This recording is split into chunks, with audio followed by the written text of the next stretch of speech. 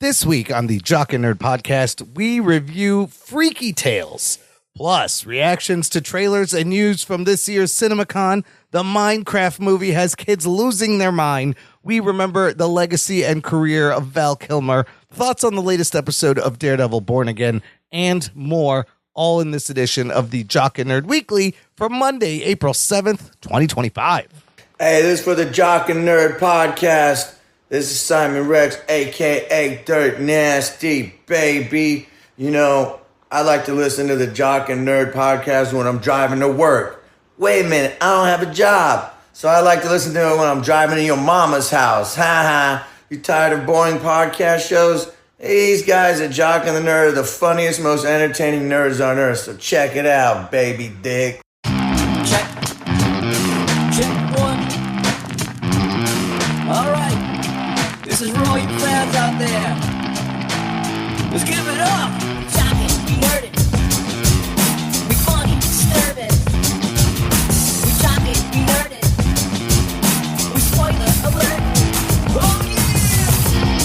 Oh yeah, what's up? Hello. Thank you for pressing play, listener. And welcome to the Jock and Nerd Podcast, where we give you comic book and superhero TV and movie news, reviews, and whatever we choose.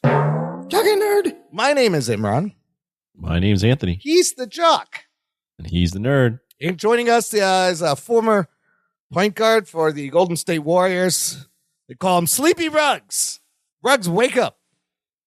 Oh yeah, I'm here. I took a couple of Xanax and I drank some vodka, so I'm waking up. No, you're supposed to. Need some caffeine. Okay, you're supposed to take that after the show, not before. I don't know. You told me we were doing some Freaky Tales. We're doing Freaky Tales. He's also rapper Too Short's distant cousin, Too Round. That's what they called him back in the day. They talking about my balls. The two in the round. Boo, that was the two. Lame. Those are my two jokes for Red Boy. We tried. I'm too round. Too round, and he's very sleepy. So let's get on with it. We have lots of things to discuss this week, fellas. Let's just go. The Jock and Nerd Podcast. Let's fucking go. Cinemacon happened. What the fuck was that? Wait, He's I'm excited. Because Never heard you do let's that. fucking go. Yeah, I'm excited Geek because we had Cinemacon, which is like movie Christmas. It's like a Cinnabon. It's like a Cinnabon with some delicious frosting on top from the mall. They don't even have malls anymore. Cinemacon Vegas happened. Lots of things to discuss. Announcements, trailers, footage shown just to the Cinemacon audience. We'll not be talking about that. You can go and read that shit yourself. We're going to talk about stuff that was released online, fellas. We have to start with the big one, Warner Brothers, James Gunn, giving us like almost a 4-minute sneak peek scene to Superman coming out in July. And I'm sure by this point, everybody has seen this. There's a dog, there's robots, there's the sun. And let me tell you, the online discourse, I know how the world feels about this. They're very divided. Oh, shit. Surprise. Half the people hating on it. You got Snyder fans arguing with Gun Bros, arguing with Snyder Bros. It's crazy. They're mad about everything. What I don't know is what you guys think. Anthony, did you take a look at this? What'd you think of this sneak peek to Superman? Yeah, I watched it. I mean, it's other than the dog stuff, it's not a ton of new footage. It's the dog and the Fortress of Solitude, and you're getting to see some of the robots. Yeah. Yeah, I mean, I think the initial trailer got me more excited than this, but I wasn't mad or anything or upset about seeing a dog. I mean, the dog is kind of silly.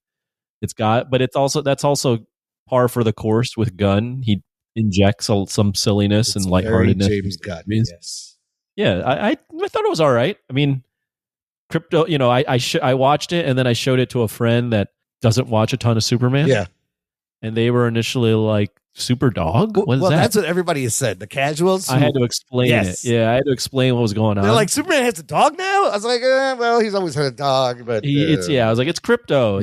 But yeah, you have to do this whole explanation. So I think casual people might find it a bit silly, but I think that's also the tone at points in the movie that I think he's going for. So yeah, I've seen all sorts of shit in superhero movies, Yeah. but the dog doesn't really do anything for me. Doesn't really offend me or make me like go, oh man, this movie's now in the shitter. I'm not watching it. I mean, you know what I'm gonna say? This dog fucking got me. I did not expect him to be such a skimp. Oh my god! Like you expect Crypto Such a what? a skimp, a little skimp, disobedient, kind of wild. It doesn't really listen, right? Rambunctious Right, little you dog. expect Crypto to show up, instantly know that he's hurt and he's got to help him. No, this is James Gunn subverting. He said he's based on his dog Ozu or Uzo, whatever it is.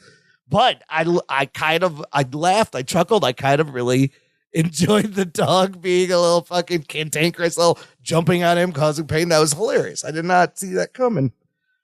Overall, I found the whole thing really charming. It's fine. I thought it was charming. The robots were funny. Like, it's cutesy. It's James Gunn. And then the son is healing him. He's screaming. People are upset about that. Ruggs, what'd you think about this? Did it do anything for you?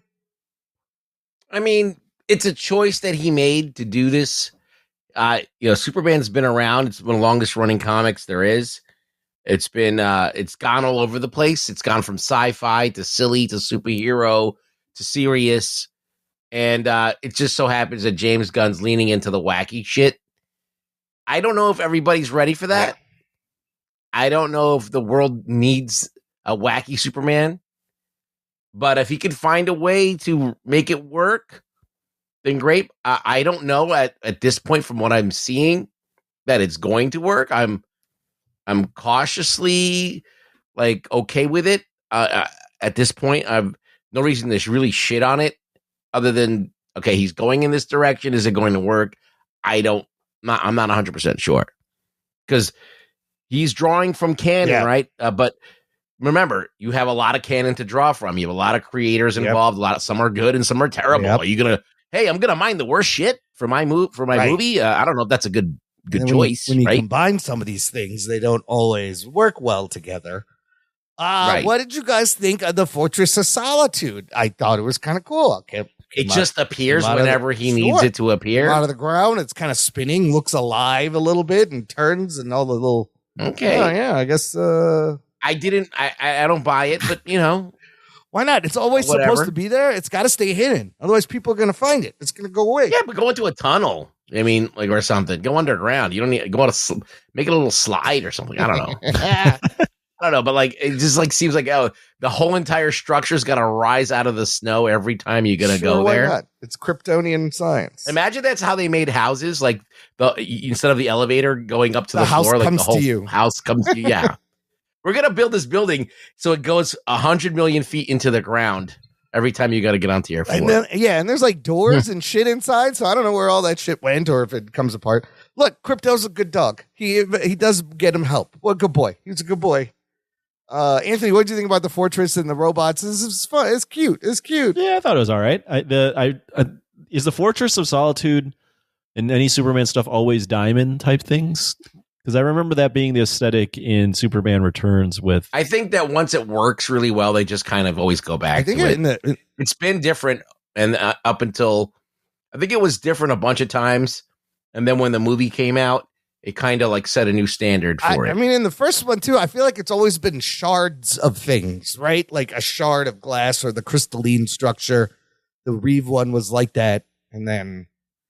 Well, in the movies, they've always been glass-like. But the robots come, I think, from All-Star Superman or some other run. So he's combining things, and it's fine. He's got to help the robots. It's fine. Yeah, I like the robot stuff. I thought that was different. I haven't seen that, and yeah, I mean, it was all right. I'm on board with the aesthetic. I'm digging it more and more. Like, you do get a sense of what James Gunn Superman does look like, but they got a lot riding on this movie. There's a lot of things happening in this movie. So I was actually pleased. I was charmed. And I'm like, all right, this is okay. Yeah, and the sun hitting him, he wouldn't scream. People are like, he wouldn't scream. He's being healed. Somebody fucked him up real bad. So that is kind of intriguing. They give you the rundown of the injuries, his bladder, his spleen, I guess. I don't know. Lots of bones fractured. Who the fuck did that? I just surprised that Superman even had a spleen. I landed on my spleen. You think he ever My lands on his spleen? My pancreas. My super spleen. But yeah, somebody fucks him up and they gotta fix him. So yeah, that dog got me. I will say, James Gunn got dog me. got you. Yeah. Imran's an easy It's mark. so cute that he's not helpful. It's fucking perfect. What do you need for? Let me ask Anthony if he knows the bingo card. What do you need for a perfect Imran movie? Oh, well, we clearly know a dog. A good dog You got helps. to throw in Pakistani or Indian, so Yeah. preferably Camille. That's correct. That's also correct. There's a couple if you more ingredients. throw in old like 80s 90s music, record scratching, Hip Mike- hop. Gotta yeah, be mic old drop, school hip yeah. hop. Yes. old school hip hop, Yes. you'll get them. Anything Spider-Man, if you do some sort of Spider-Man reference, Yes. he's in for that. That's also correct. It also just has to exist and he'll be a happy person. Yeah. He just has to see it. It's a movie. I seen it. Somebody make that movie happen. All those ingredients, put it together. You're going to make $1 billion. You think Superman makes $1 billion, or you think Fantastic Four opens bigger? What are we thinking now that we see this? I don't know. I feel like that Superman is just a high profile name. And even though it's blasé now or played out and people are kind of like over it, I still think it's still Superman. It's still the big dog other than Batman and Spider-Man. Yeah, he's still relevant enough. Yeah, I now. mean Superman is the biggest, one of the biggest in the industry. So I mean you still have to lean Superman even though Marvel has the better pedigree. It's going to be an interesting box office. Listener, let us know what you think about the Superman sneak peek. You can join this conversation. You can leave us a comment on our YouTube or on our Instagram or on our Twitter or X or on our Facebook group. It's called Jock and Nerd Nation. Jock and Nerd. Join the group, and it's a closed, exclusive group for you. Got to say happy birthday to my boy, Steve Morrison. We share birthdays close to each other, so my birthday happened, then his birthday happened. Happy birthday, Steve Morrison. Oh, happy birthday, bud. Happy birthday there. Yes. We're both Arieses. And I don't know if he went to do hot pot for his birthday, but that's what I did. Well, should we just go into Tron Aries? Well, no, we got Karate Kid Legends. Let's talk about that that. would have been the perfect segue, but you fucked it up already. What do you mean? You just you're said an we're both Aries. Aries. Oh, shit, Tron you Aries. fuck. God damn it. Jesus Christ, I thought you were light on your feet. No, I was thinking Aries, the Roman god, versus Aries, the astrological sign. Spelled differently, close. That's a tease for Tron Aries. We got to talk about Karate Kid because He still insists on doing Karate Kid. Okay. Right. Listen, I got Will not be I derailed. got a list here. We're gonna go down the list. Next on the list is a new trailer for Karate Kid Legends coming out in May. Anthony, let's start with you. We got a little more story with the kid here. Yeah. What'd you think? I mean, I'm for Karate Kid. This trailer does a lot more exposing of the plot, and that plot is seemingly copying the Karate Kid formula. Just put it in New York. Yeah. I mean, even calling the tournament the Five Boroughs. I love it. The Five Boroughs tournament. It's great. And now you got the Five Boroughs. Yep. Yeah, I mean, I'm gonna like it. I don't really get why they would go to L.A. to have what's his name, Daniel, train him, Daniel's son. No, they're bringing Daniel to New York. Goes to New York, it looks like. What's his name? Jackie Chan's character goes, Well, he goes to LA, there to ask for his help, I guess, and then and now they're writing in that that headband that Mr. Miyagi gave to Daniel's son has always been a representation of these two families together. sure. Seems like kind of a reach. I don't know. What about it's Kung Fu plus karate, which is Kung Fu plus karate. which is interesting. It does look like, though, the action is going to be kicked up a little bit because this kid can So- actually move around.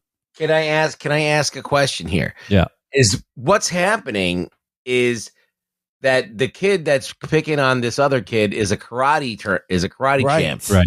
So he doesn't know karate, he knows kung Right. fu.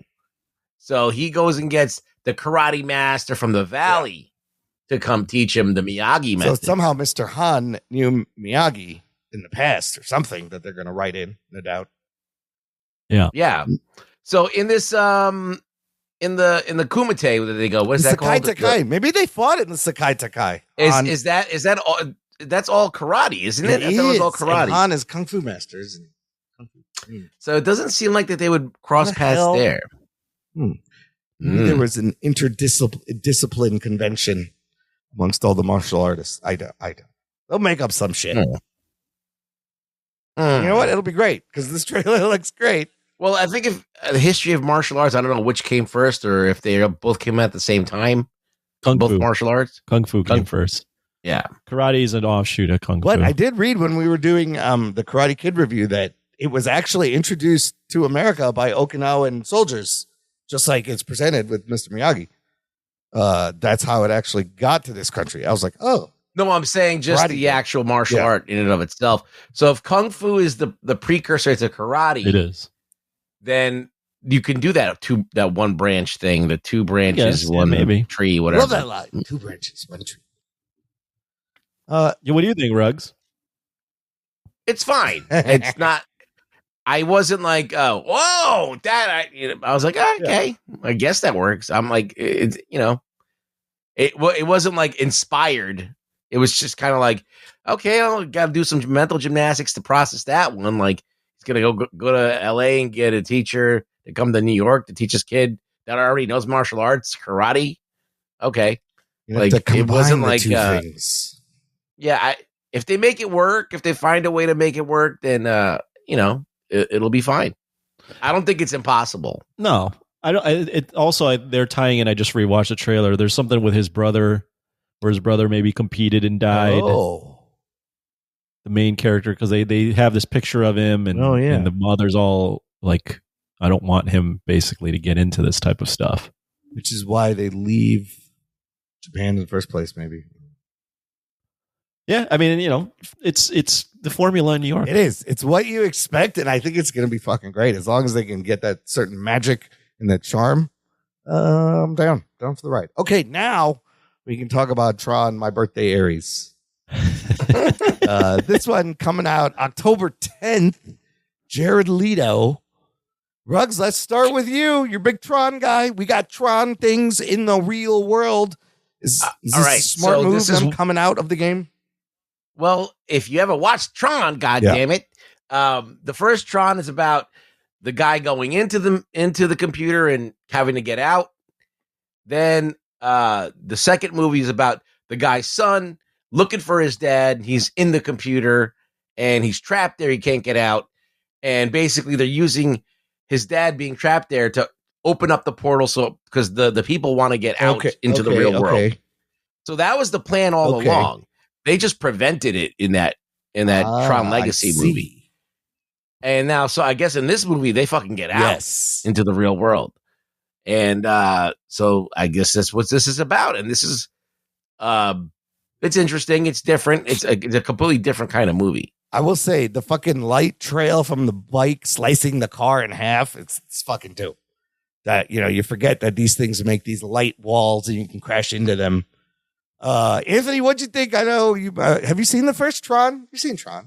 I've seen Tron Legacy. I have not seen Tron the original. You were making out during that movie, correct? That's the story? Is that No, I fell asleep. Oh, you fell asleep. That wasn't that. It was midnight and I was so tired that I fell asleep. Yeah.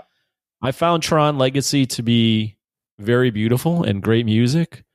I was a little lost with what was going on. Probably it's a boring movie too. Yeah, it's boring. The original one or the Legacy? Legacy is boring. Yeah, I did find it. I mean, that's why I fall asleep. I found it to be a little bit boring, but really nice visuals and music. The people that did the music for that one were Daft Punk. Daft Punk, yeah. Now you got, and now this one you got 9 Inch Nails doing the music. Great. It looks beautiful. Yeah. It looks very, very, very, very well shot. And Jared Leto's a great actor. Is he? Don't really know what Jared Leto's cachet is at this point amongst movie fans. After Morbius, he might be a distraction more than anything, and like a not a selling point for your movie. Yeah, possibly. so I don't really understand Tron that much. I just think it looks great, and it'll probably have a kick-ass score. Yeah, no, this looks pretty fucking sick. Like I mean, the concept is real easy. It's like people who are able to get their actually beam themselves into a game, into a virtual space, but it takes a life of its own. They become their, like, kind of like the Matrix, you know, like Mr. Smith and all that stuff. It's kind of like a very pared down version of the Matrix. So, I've always loved those fucking light bikes though, and then the tech and the kind of the ships that are like an archway. I like light brights. Light brights are great. You can spell your name. You can draw a middle finger on a light bright. Well, the light cycle is awesome. I had the toy when I was a kid, and the ride at Disney's pretty cool. I used to play that video game in the arcade all the time. The Tron game had the different little mini games. It was fun. So October 10th, I still got to see Tron Legacy. I might catch up and then check this one out. It's a slow movie, but I mean, it's not terrible. All right, moving on. We have from Skydance and Paramount a trailer for Mission Impossible: The Final Reckoning, Mission Impossible 8. And this one, kind of a fun look at everything Ethan Hunt has done in his past, is now, it's all leading up to this. Anthony, what'd you think about this? I mean, I know we don't need to be sold on these. These are great movies. Yeah. But what did this do for you in terms of we've said this before, but we've said this before, but I mean, these are slam dunks. Like at this point, we know where these are going to be good. I thought this trailer did a good job of tying in all the history of Mission Impossible with all the past missions he's done. I mean, it really is the way it's cut and edited and some of the lines to end it, similar to the first trailer. It makes you think that this is the last one. Yeah. And I think we've discussed that they probably will keep doing these, or it sounds like there's some sort of interest by Tom Cruise to continue this. I would like to see this be the last one. Yeah. I mean, with the way they're doing it, the way they're cutting these trailers, they're building up to this being the final one. And why not try to go out with a bang and go out on top? Like, I don't know that you need to keep making these over and over. They're always going to be probably pretty good. And you're always going to see Tom Cruise do some crazy shit. But he's getting old. He's getting old, man. And it's called The Final Reckoning. Don't undercut your shit by doing another one. Like, if you're calling it The Final Reckoning, just fucking pull out all the stops. And they're not going to be able to, even if you recast or you get in a new guy that's the person. You can't. It's not going to be the same. It's not the same. Yeah, you got to give this time if you're going to do something like that. This Ethan Hunt is a fantastic character. Ruggs, what'd you think? You see Mr. Milchick in there? Real quick shot. Yeah, I see Milchick. I saw this. I saw him pop up. I was like, Milchick. He's gonna dance in this one. Look, everybody knows that Mission Impossible is pretty much a lock for entertainment. You're gonna go. You're gonna get what you pay for. You're gonna sit down. You're gonna have a fun ride. You're gonna see Tom Cruise fucking doing everything he can to fucking entertain your ass. And then I think it's over after this if they don't make any more. And this is the biggest thing that I'm depressed about is that, look, the thing about Tom Cruise is as much of a crazy motherfucker as he is, and as much of a weirdo with Scientology that he is, and he's like the preeminent Scientologist in the world, he doesn't bring any of that bullshit into the movie. He keeps it separate. He doesn't care about, like, even though it's maybe his responsibility to spread this religion to the world, he doesn't do it. He just, all he cares about is making fucking great movies that are entertaining. And that's what we need. And we need another guy that cares about entertainment as much as Tom Cruise. Who else is doing this kind of stuff? Like, who's going to carry the torch for, like, making quality entertainment, making sure that when you fucking sit down and you pay for this shit, that you're going to have fucking blood adrenaline pumping and fucking getting psyched every time there's a new one. You're like, oh, I'm going to see that regardless if I've seen this scenario 1,000 times, because you know it's gonna be quality entertainment. So I think that's what I'm mourning more than this is the last one. It's that we have no one else to carry this torch of who's going to be the guy that cares about our entertainment before his own politics, before their own fucking messaging or whatever. They just want to fucking entertain. Who's going to be that person?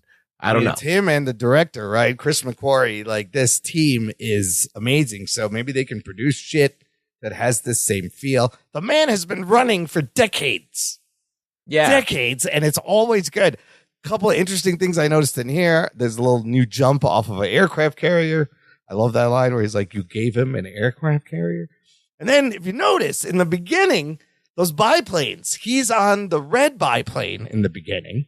And then at the end, there's a scene where he's on the yellow biplane. And if this motherfucker actually jumped from plane to plane in real life, I have a feeling that may be what we're going to see, which is fucking insane. Because how did he get on that other plane? Way to piece that together. How did he get on that yellow plane? This is crazy. Or some kind of transfer. Like, I bet he did it. But you're right. Nobody has this dedication to just blockbuster cinema. I mean, I think Keanu does, but like he's also getting up there too. Getting old. We have nobody here who's young that fucking is into this filmmaking shit. Tom Cruise. I'm only saying this because I've been on the Anthony Polanski train, watching and listening to podcasts about prestige movies, like movies with Daniel Day-Lewis. Yeah. So I'm going to say this analogy. Tom Cruise is a Daniel Day-Lewis of action. Oh, shit. He goes all out. Yeah. He lives it. Yeah. He goes and he goes, what crazy shit do I need to learn how to fly a plane? I'll learn how to fly. Do I need to learn how to ride a bike off a cliff? I'll do it. Do I need to learn how to go underwater and hold my breath for 1,000 hours? I'll do it. Like, he is committed to his craft. Yeah, he's going to space. He's got to make that space movie. That's going to be fucking wild. And yeah, who else is doing that? Like, how much of this can we do for real? I mean, there's no. You think Timothy Chalamet is going to do this? Even when you bring up Keanu, like, there's people that do their own fight scenes, which is great, but Tom wants to kill himself. Yes, he's like, for an actor to do these stunts himself. No one does it like Tom. And he does it. Not even like Jackie Chan was like the next, like one of the guys, pioneers of this, but Tom takes it to another level. And like, he doesn't have to do any of these things, right? No. You could do CGI stuntmen easily, but he fucking, and the fact he's crazy. He's fucking crazy. Can't wait. He's crazy, and he wants to get. He always wants to get the shot right. I can't wait. I hope someone picks up the torch of these kind of. He movies. Never wants there to be a scene where you go, "That's not Tom doing that." He'll do it like 12 times. He's like, "I'll jump off that thing." I'm sure that there's things that they do that are like trickery and stuff, but the fact that he's even doing any of this, but it's more painting out stuff around him. Like, if you look at that bike jump from the last one, like, he did the jump. We see the ramp in the making of, and they just cover the ramp up with the mountain, right? And it just fucking looks. I don't think he can do everything, but he's doing a lot of it. And he's doing enough that it matters. It does make a huge difference. So yeah, the man's crazy. All right, moving on. We got a new trailer for Thunderbolts Asterisk. Tickets go on sale today, Monday, April 7th. Get your tickets. So there's a tickets on sale trailer. Quick 1 minute. Some new footage. Anthony, what'd you think of this? You get a little more of Sentry, and you hear him say, "I am the Void," and you see a lot of silhouettes. Yeah, this one was very much focused on the Void and playing up the threat of the Void, but also just how impossible, no pun intended from the last trailer, this mission is for the Thunderbolts. So I think it does a good job of portraying that, and I will give Marvel credit in that the Thunderbolts, when it was first announced and they released who the lineup was, I went, this is not something I'm all that interested in. Marvel had a lot of shitty things come out in between now and when they first announced Thunderbolts. But I'll give them a good job there. The trailers have made me sufficiently excited to watch Thunderbolts. I will agree with each little thing. I'm like just getting amped to see this. Ruggs, what'd you think of this? Some of the new looks, and so I guess we get kind of the story here as Valentina creates Sentry, but then he goes rogue and Bucky has to put this team together. I still don't see how any of these, or even all these people together, are going to stop Sentry. And I predict at the end, they're going to talk him down because you can't physically, these guys, they can't go up. Look what he's doing in this trailer. He's just fucking removing things with the wave of his hand in the shadows. Everybody's going into the void. How are they going to stop this? I don't know. They're probably going to do exactly what they said. They're going to talk like for some reason, Marvel's got this thing where you could talk the Hulk down. They're going to talk him down. They're going to talk the void down to Sentry. Watch. Yeah, that's pretty much it. And they're not going to physically be able to do anything to him. And it looks cool. I mean, the void is a pretty formidable enemy. and at least it gives it high stakes. Yeah. So, and it's just weird that the superhero team that's going to save us is 2 Russian people with fake Russian accents. And it's also interesting. This movie coming out has a similar like Superman type character in the Sentry and the shots of him floating there. But yeah, I don't know. I don't know how they're going to stop this. It looks very drab though. The movie. It doesn't look. It's not. Yeah, the colors. The coloring on this is not. It's not. Good. It's largely gray and brown. Still, that does kind of concern me. It's still a little dark here and there. May 2nd, though, coming up close. Okay, finally, I saved the greatest trailer of the week for last.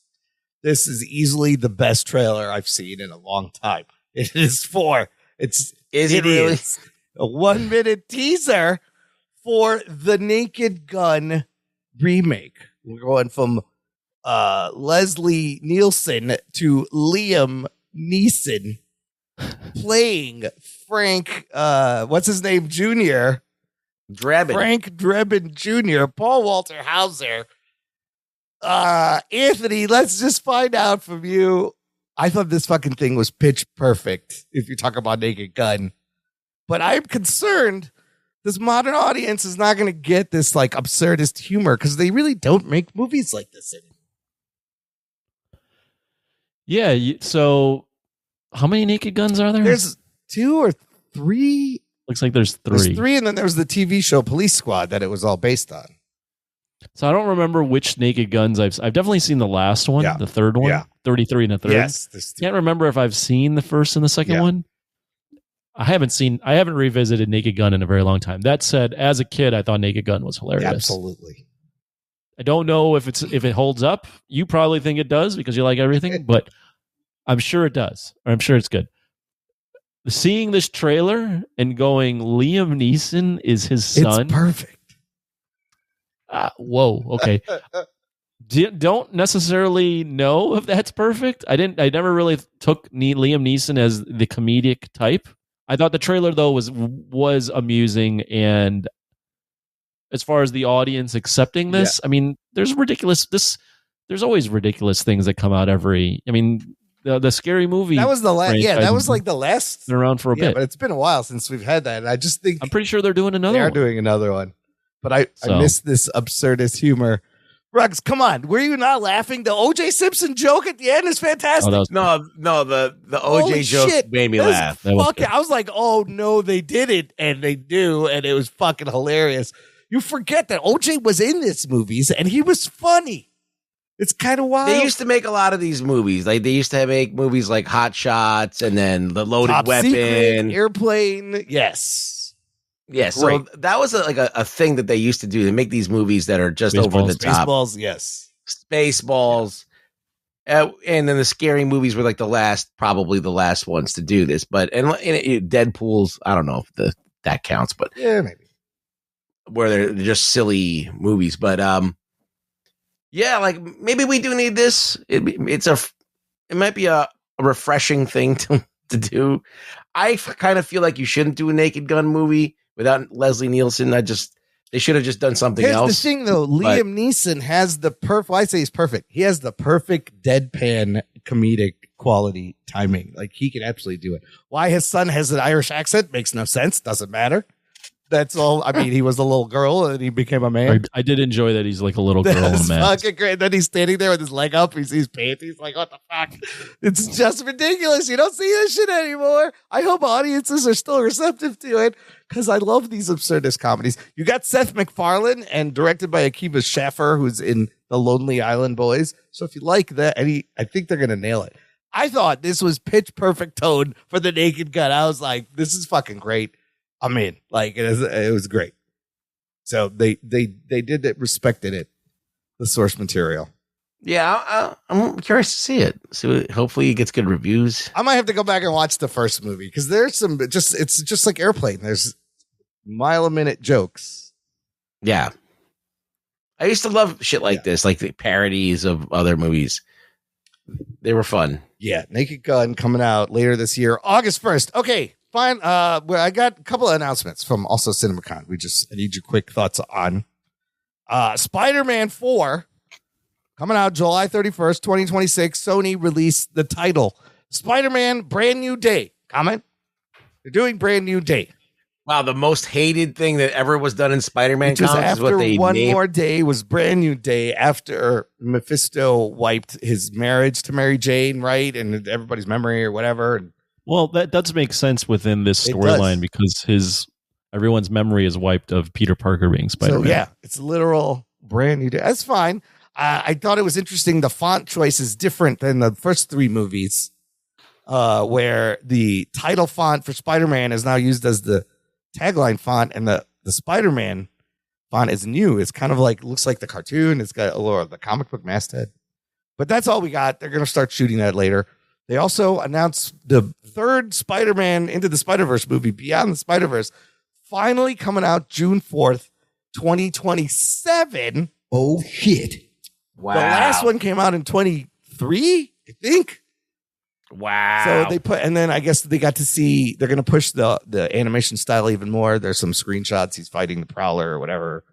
But we got to wait like 2 more years. That's after Secret Wars, by the way. It better be worth the wait, because that's a long fucking wait. That's a long wait. Sony also announced officially the cast of these Beatles movies. We have Paul Mescal as Paul McCartney, Harris Dickinson is John Lennon, Barry Keoghan, Ringo Starr, Joe Quinn is George Harrison. These are going to be 4 movies directed by Sam Mendes. Apparently, they're shooting for a year straight, which is a crazy amount of time to shoot a movie. And all 4 movies are going to be released in April of 2028. Now, whether it's one a week or all at once, I don't know. 4 movies? Yes, one for each of the Beatles coming out the same month, April 2028. This is an Avengers-style Beatles universe. Why are they doing it like that? I don't know. Why not? I think they're going to do like the story from each of their point of view. So you can imagine if they're shooting a scene, they would just shoot it like 4 times from every different perspective, and then a little bit of what that character was going through. So it's ambitious as fuck. We've never had really a Beatles biopic. Do you like this cast? I think the cast is actually really good. I feel like Harris Dickinson should be Paul McCartney and Paul Mescal should be John you would Lennon. flip those? Yeah. Harris Dickinson's got kind of the long face. I can see either one of those working. Barry Keoghan's Ringo is great. And Joe Quinn goes from Human Torch to George Harrison. Yeah, I don't see Barry Keoghan as Ringo Starr at all. He looks like Ringo. He looks a little bit like Ringo. Maybe with He's the learning hair. how to I play don't know. drums also. Oh, 4 movies. Yes, this is very ambitious idea. Is there any way here? Let's say that. Let's ask this: is there any way you don't like this at all? I mean, it would have to be. You're gonna love this. It'd have to be really pandering and bad, but I think it's going to be really good. I feel like if it's unnecessarily made 4 movies, if it's like unnecessary to do it this way, I won't like each it. of them, but if it works out really well, so then, each of the movies has to give us enough about the central character and then keep this narrative of the band and what they went through. I don't know how long the time frame is. Is it going to be like a complete unknown, or it's just a couple of years, or you don't know what this is based on? I don't know, because they've been putting out a lot of documentaries. Like they just did a whole documentary of when they came to America in '64. There was like a whole documentary. There's so many little things you could do. The beginning, you could do the end. I don't know if they're going to do the whole career. I don't know what they're focusing on. So, but that is ambitious as fuck, Sam Mendes. Good luck. It is. Good luck with all of that. Well, I think they're going to do when they broke up. And then they have to get back together for that last album. For the thing on the roof, those sessions. Because that's when they were all spending time apart. Right. And they were all doing their own thing. And then it all culminates in that concert at the end. That would be great. If it ends with that and each one is like showing them growing up, getting in the band, what their journey was to that point. And then every movie ends with, but like, what order do you put this in? Who do you, it depends on the story. Like you open with Ringo. You got to open with the worst one, right? Like the one you got to keep you got to build to keep McCartney. Lennon and McCartney at the end, or do you lead with those? But then nobody's going to see a Ringo and George movie unless the first 2 are really good. I have so many questions. I don't know what's going to happen. It's a crazy idea. It's wild because you want to know the thing about the Beatles is that each of these Beatles are stars in their own way, right? Sure. Like Ringo's still touring. George Harrison released like a great album, a great triple album, right? And John Lennon, he was on his own in New York, and Paul McCartney's still out there, a huge star. So you don't see that very often, like where everybody in the band is got their own thing and had their own success. So they all have their fans. Like even Ringo has got a legitimate. He sells out, arenas and shit. I mean, some of his drumming is quite intricate and interesting on these records. People cite it all the time. It starts out simple, but he fucking evolves. I wonder which one will be the best, and then I wonder which because anytime they do a movie about a famous artist, it's clear Oscar bait. Yep. So I'm wondering if they're releasing all 4 at the same year, if any of these will get that kind of love, or since it's 4 different movies that are part of if like the buzz, it'll be split amongst everything and they won't actually get. That's a really good point. nominated. Well, but you got to think these 4 leads, each one has an opportunity to win a Best Acting Oscar, and they might all be trying to outdo each other because there's a world where all 4 of them get a nomination, right? If it's really good. I don't know. Whoa, that is crazy. That would be crazy. Really but cool. you got to see. I mean, Sam Mendes is I don't know who's writing. He's a good director. This is a solid cast. Has there been a Beatles? No, they never given their the rights or their approval for anything until now. This is why this is kind of crazy. That is pretty nuts. Play the crazy thing. This is going great. Oh, that's the wrong one. That's not it. You leave that in. Don't edit that out. Leave that in, you fuck. It's ironic. It was the same color and pressed the wrong button. Okay, wait. More crazy announcement. Lionsgate's part. They've let us know John Wick is not dead after John Wick 4. They are working on John Wick Chapter 5. Jesus. How can they keep topping themselves? Stahelski will return. It's an active development. I don't know. I think John Wick has to fight God. I mean, each of them got bigger and bigger, and 4 had some amazing stunts. So, imagine he dies, and this is John Wick in hell. Well, that's called Constantine. They already made that fucking movie. Yeah, with the same guy. Wait, there's more John Wick news. Kane is getting a spinoff. That's right. Donnie Yen's character from John Wick 4 will return. Donnie Yen is also directing. He's going to star and direct in the Kane. This is the blind. He's blind, yes, right? The blind assassin, like Daredevil. Yeah. So that's kind of exciting. And they announced an animated prequel movie. The story will follow John Wick before the events of the first movie as he completes the impossible task, the killing of all his rivals in one night, in order to free himself from his obligation to the High Table. Oh, the prequel will be how he actually gets away from the High Table when we meet him. I'm okay with that. I wonder if it's going to be like anime or what the style is, but animated prequel movie. Of course, we're getting Ballerina this summer too. So John Wick, not dead, very much alive. Let's talk about the Disney panel. Not really a lot to say here. They brought out the cast of the Thunderbolts, showed a scene, first look at the century in that. Feige was on a video, and he gave the crowd a first look at Julia Garner's Silver Surfer in the Fantastic Four, and it reveals, minor spoilers, spoiler alert, Sue Storm is pregnant in the film. And then they had a first look at Predator Badlands, and in this one, the Predator apparently is going to be a good guy, and he's going to have to work together with the lead human character, played by Dakota Fanning, one of the Fannings. It says the Predator hunts across a series of planets, and their goal is to take down something even deadlier. So in this one, they team up with the Predator. Okay, all right, we haven't done that yet, right? Well, no, you have. Oh, they did that in Alien versus Predator, and it came off to be really cheesy.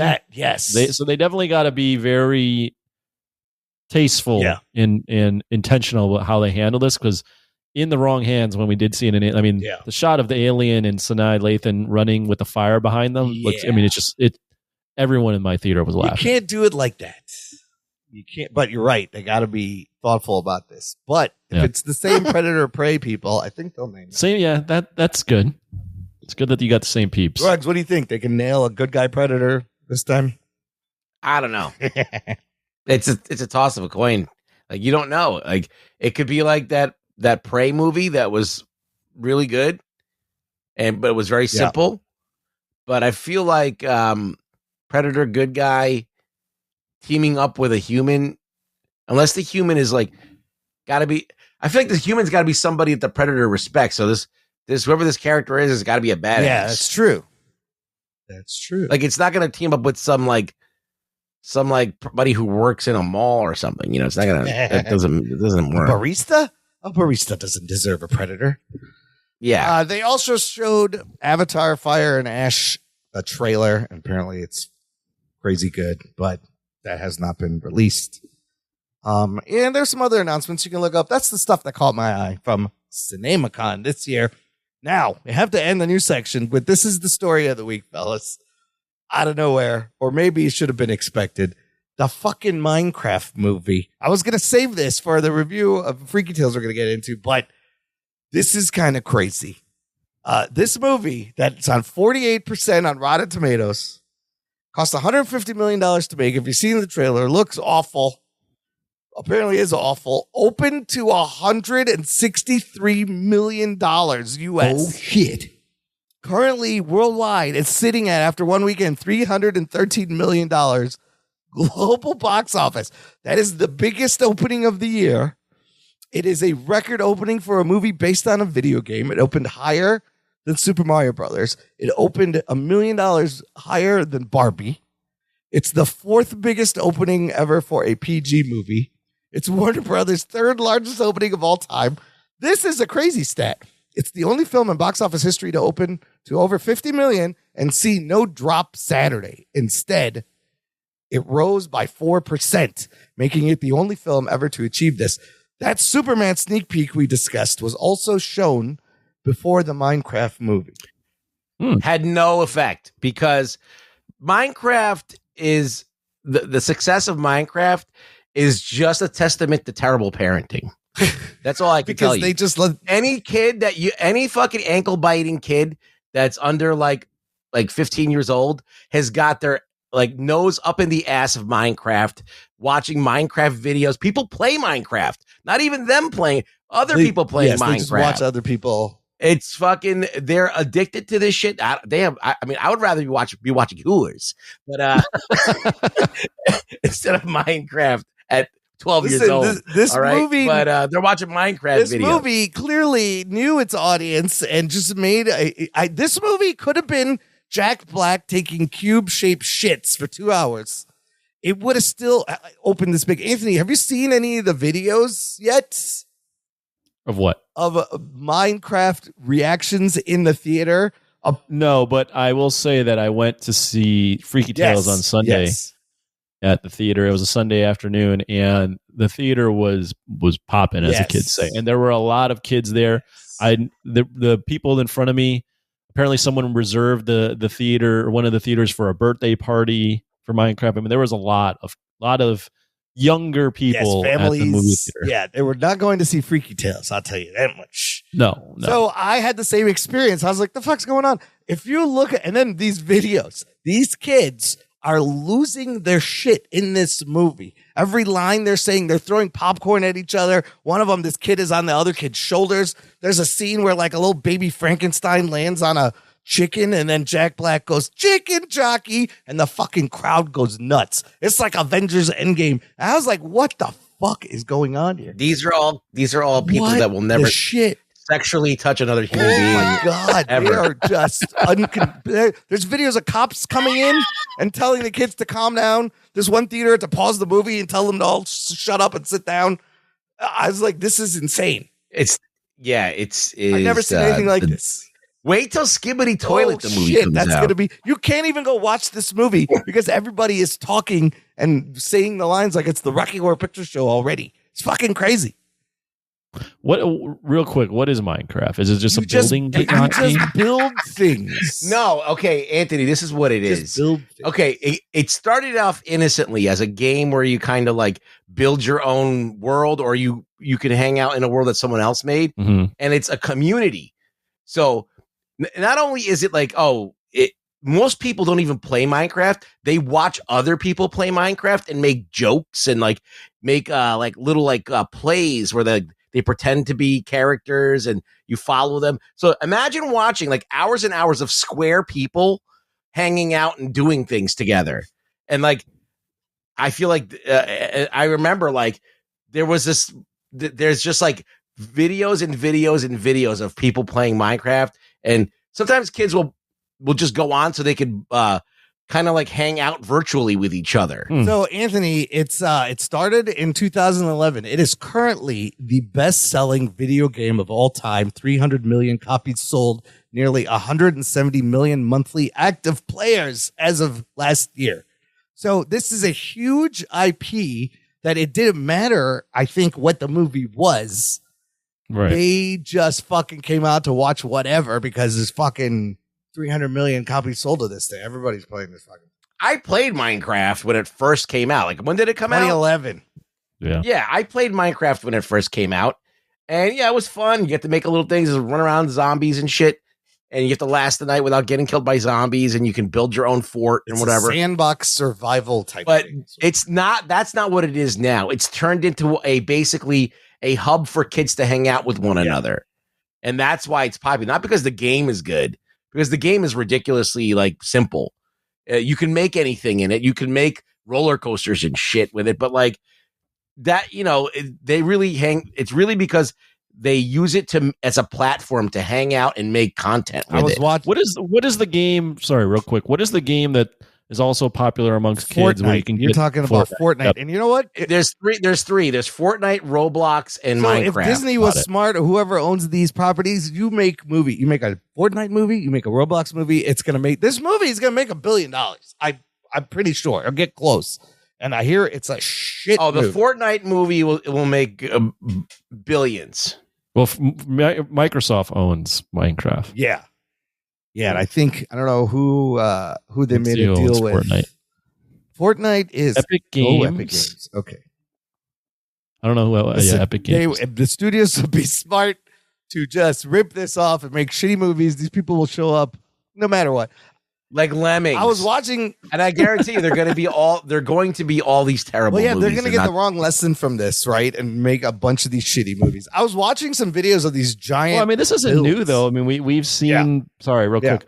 Battleship was made into a movie. I mean, there's a joke. Monopoly might be made. Kool-Aid. Kool-Aid. Yes, there's a joke. The studio joke comes from this Monopoly. Somebody's trying to make a Monopoly movie. But the next one you gotta fast track a Fortnite movie because Super Mario Brothers did really good for them, and people are like, the video game curse may be over. This fucking movie making all this money, but it's not a good movie. Is the weird thing, and I don't know how these kids know all these lines. I am Steve. They're saying it. It's the first time they saw the movie. Maybe from the clips. It makes no sense. It's insanity. Well, I mean, when you think about when you were a kid, like I remember going in and watching. I mean, we reviewed this movie. I remember standing in line and being jazzed the entire time that Power Rangers movie came out. All right, but Anthony, think about this.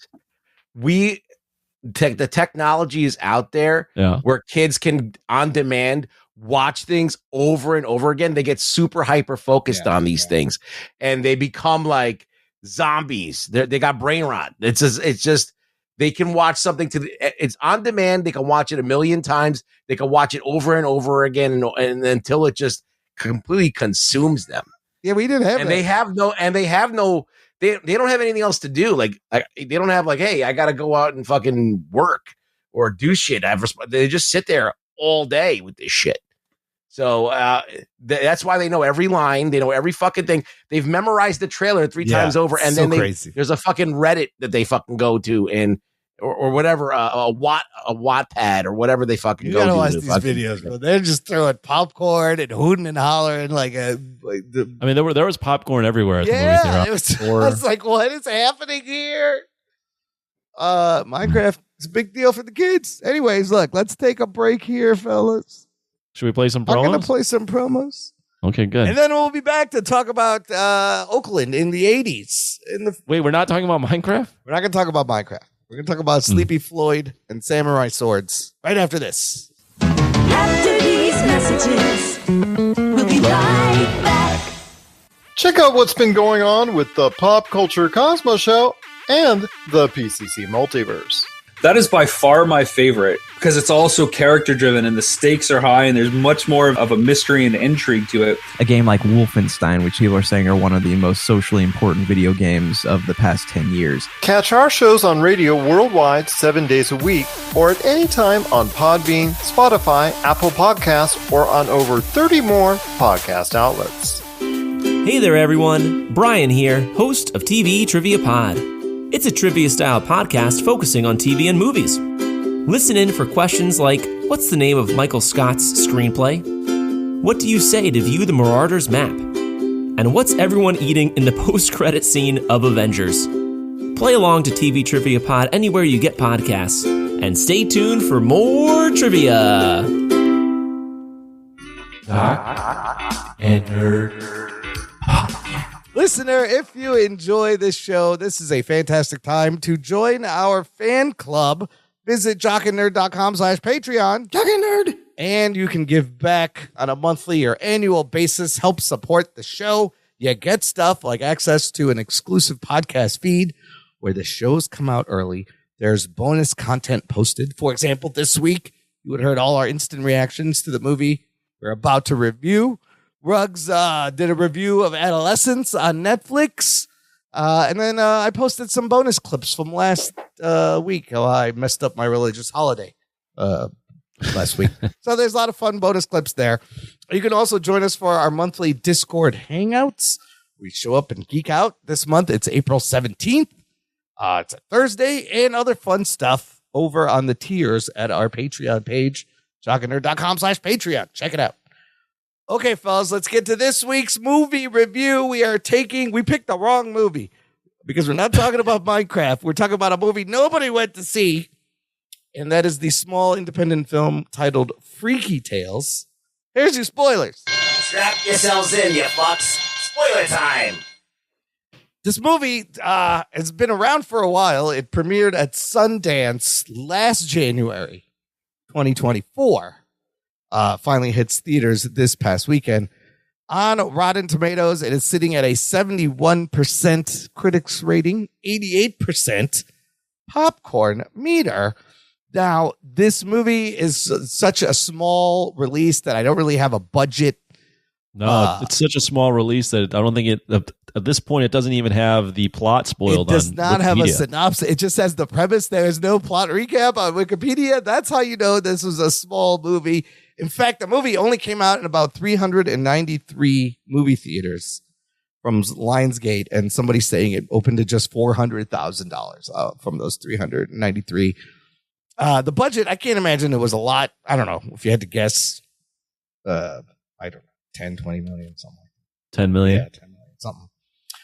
This movie is written and directed by the duo of Anna Boden and Ryan Fleck. This is a duo that comes from the indie movie scene, but then they did Captain Marvel movie and then went back to the indie movie scene, I guess. Starring, your main cast is Pedro Pascal, Ben Mendelsohn, but you have Jay Ellis as Sleepy Floyd, Ji Young Yu as Tina, Jack Champion as Lucid.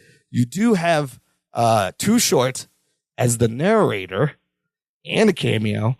And a couple other fun cameos. The movie is rated R. Quick runtime, 1 hour, 46 minutes. Anthony, let's start with you. I don't know why I picked this. The trailer got me, and we decided to watch it. What happens in Freaky Tales, first of all? If you don't edit it out, I will say that if we wanted to grow our audience, we should have done Minecraft. But I'm not. This is more up our alley, so I'm not mad about it. What is Freaky Tales about? The Freaky Tales is an anthology movie set in Oakland in around the 87? 1987, yes. Around real life events. So the NBA playoffs are occurring, and it's about 4 different stories that interweave at different points of the movie, where each story is dealing with racism in Oakland, or an NBA player, or an assassin, or the singers that get a chance to perform with Too Short. So it's broken up into 4 parts and has a little bit of this magic element added to it as well. So yeah, that's I think that's the best way to describe it. Quentin Tarantino, Pulp Fiction-esque. It's a blend of genres for sure.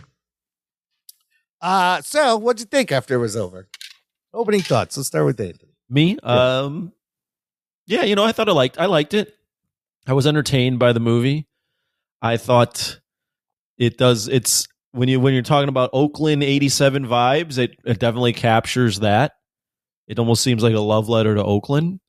The aesthetic and the costumes and the way it's shot, even the cinematography is all really well done, in my opinion. The interweaving of stories is fun. I think each individual story is interesting on its own. I think the movie is a little confusing with the magic. I didn't really understand what the magic stuff was. I thought that was a little odd. I also felt like the movie weaves in plots together, but it doesn't do. I don't think it's the best at doing that. Well, explain the magic aspect. I don't even know how. There's like green lightning. Yes. And I don't know. It's a I don't green really. I energy. can't even. It really seems like an afterthought. It really doesn't seem like it was but meant in to each be of the there. stories, it helps the protagonist. How?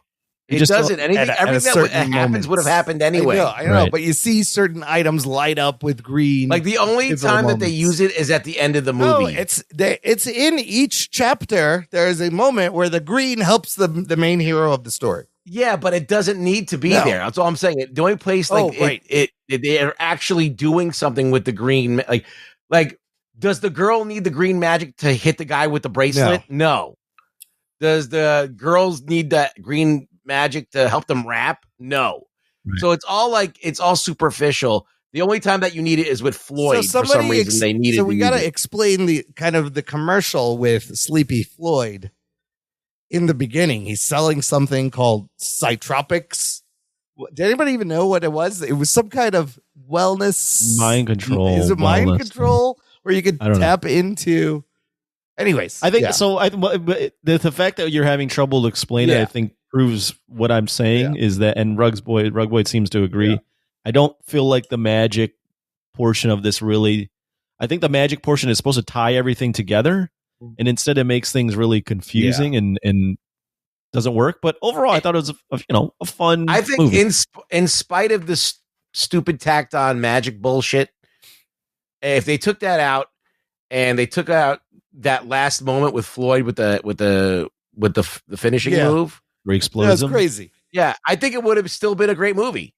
I think it would have been. I don't think I would have missed it at all if they would have taken it out, and I think it would have worked better. I also think that everybody in this movie has a kind of like a major role that helps move the plot along, except for the rappers. Yeah. The rappers really don't impact the story at all. They're just kind of like, go on a side quest with them. So if they would have been able to, and I like the rapper characters, but I wanted to see them show up at the end or something and fucking have something to do or at some point. I mean, the movie is the rapper story is good. I think the only tie into the larger picture is that you meet the racist cop, but it's not driven by them. Right. It's just the racist cop is in the that ice cream store. Yeah. I mean, the movie is so Ruggs, you did think it was entertaining overall though? I thought it was good for like a low budget movie that wasn't really aiming to do anything amazing. It was just like, I do have problems with it. It's like, it didn't need to be an anthology. It didn't need to take the stylistic things that it didn't do it enough to like make it distinct enough. So they were just kind of flavored a little differently. And I don't even think they needed to do that. I said it could have just been an interweaving story from different points of view. Sure. Yes. Like Pulp Fiction without any kind of mystery. And it would have worked better. Yeah. I think it would have worked better. It didn't need to be called Freaky Tales. It could have been called something else. And it could have been like Oakland. You just called it Oakland, and it would have been a better movie. It would have been a better to market movie. So I also, for like a little indie movie, I had a good time. I thought it was fun. I thought it was entertaining and pulpy. I did enjoy the anthology, but your point of did it need to be anthology is a good point because I think you're right. But the VHS glitches and the 80s vibe, this fantasy history Oakland, I thought was great. This homage to like 80s movies. This stylized violence was crazy. The movie itself is all over the place, kind of like a mixtape. It's a blend of genres. It's like horror and comedy and action. And she's trying to make things all fit. Now, I understand Anna Boden was from Oakland and like this was her youth. And I get that. Like, I've never experienced 80s Oakland, so I think I was missing a little bit of the relatability. But it reminded me of a Pulp Fiction, of a Go. It reminds me of Stranger Things a little bit. It reminded me of The Warriors, little Edgar Wright flair. She's pulling. I see Robert Rodriguez. I'll tell you, the influences they're pulling from, I love all these influences, but I think they fail to kind of make their own version of it. And this thing is so close to being like a great interwoven anthology, like a Go, a Pulp Fiction. It's if it had another pass, the stories just don't coalesce enough. It's not thought through enough at the end. If they just had another pass and they didn't call it Freaky Tales or they took out the mystical shit. So Too Short is from Oakland. In 87, he put out an album called Freaky Tales. There's a Too Short song called Freaky Tales. I think that's where they got the title. Well, while we're on the point of it being an anthology and not coalescing into the best coherent tale, I agree. I wrote down, one of the things I wrote down was it screams to me more homage than actually taking something and transforming it into your own. I think they tried to do that with I think the Oakland part works. Yeah. While I didn't grow up in Oakland in the 80s, I felt like I was transported there. Absolutely. I understood what was happening. I think the biggest thing for me is, again, the magic and also just the way they tie in the stories. I don't think it's as clean as you'd like it to be. Like, there's fun little Easter eggs where you see Pedro Pascal right away in the first story, but it could be better. I definitely think Ruggs might have just said it needed another pass. I think that's absolutely right. I think maybe one or two more rewrites of it by the same crew, and I think they would have got there. But as it is, I think it's just a fun homage to everything. It's more else. vibes. I feel like it's also revisionist in a lot of ways because that punk club was very, very much very liberal. And punk clubs were not as liberal as they pertained themselves to be. And in the 80s, I know from experience, maybe in Oakland they were, I don't know. But also, hey, skinheads. Yeah, so look, let's start. Chapter 1 is called Strength in Numbers, The Gilman Strikes Back. It's a punk club. It's punks versus skinheads. And here's the thing: what holds the movie together is kind of the vibes and the pastiche of Oakland. I think, despite the stories not coalescing, but who doesn't love skinheads getting their ass beat? Like, that's always a crowd pleaser. But you can't go wrong. Do you remember skinheads, Imran? You used to go. I used to go to high school. Just be there, and there would be skinheads in your high school. Like, you could never do that now. But there was like a time where there was like in the 80s where you could wear your skinhead and your hair shaved and the flight jacket and the boots, and you could just go to school and like be part of and you imagine now, like, you're not being a Nazi for just getting a Tesla. There was like a non-violent skinhead. Yes, you're Tesla, you're a Nazi. You got a Cybertruck, you're a Nazi. No, but the kids were just into the music, right? So I mean, there was like the punk rock. There was definitely a element of punk rock that was skinhead. And remember American History X? All those neo-Nazi store. Remember watching Donahue and like Oprah? They were always the 80s were way more neo-Nazi than it is now, but we're using the word Nazi like the nonstop nowadays. So there was like some real Nazi shit going on back in the 80s. And it's like that's a good reminder of it. Like, oh, remember there was a time where like it was way worse than it is now, but we pretend that it's worse now for some reason. This is also where, this green energy isn't featured in each of these chapters, and she's got this spiky bracelet, and the green energy comes to the bracelet, and she fucking drives it in the guy's neck, and there's like a slow motion blood thing. I don't know. I thought the punk fight battle was pretty good. I hated the fake blood. Yeah. I love that the practical effects in the swordplay scene. Yeah, which is way cooler. I agree. The fake blood does take you out of it. Also, overall, I liked this story, but fake blood plus. It seemed like they killed these guys, but everyone just kind of ran off. Oh, that's right. Blood. they were dead. I didn't know. He got stabbed in the neck, but he was fine. Yeah, he got. I mean, there's people that are cut up. Yeah. I mean, everyone has baseball bats with nails on them. They had some severe weapons. I was going, they're killing these. That's where they're going with. And then everyone ran away. So I was going, what is they'll come back later. The vibe here? Not in terms of the aesthetic of the movie, but what are they? It seems like almost cartoonish. Yes. There are times where it's like campy B movie, cartoony. Times when it's it's a crazy blend of genres. Second chapter called Don't Fight the Feeling. You meet these two girls and they're in a rap group called Danger Zone.